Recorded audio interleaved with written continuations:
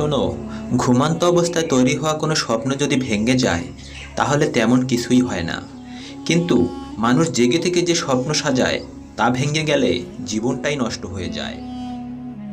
ফলবতী বৃক্ষ নত হয়, নত হয় গুণীজন, নত হয় না শুষ্ক বৃক্ষ আর মূর্খরা।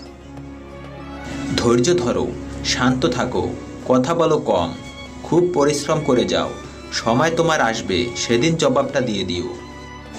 কথা বলার আগে যে শক্তি ও যোগ্যতার প্রয়োজন, চুপ থাকার জন্য তার চেয়ে অনেক বেশি শক্তি আর যোগ্যতার প্রয়োজন।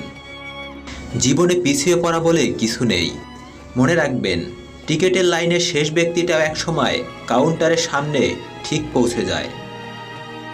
জীবন থেকে কিছু হারিয়ে গেলে সেটা নিয়ে আফসোস করো না। এটা জানবে তার পরিবর্তে আরও ভালো কিছু তোমার জন্য অপেক্ষা করছে। শব্দের চেয়ে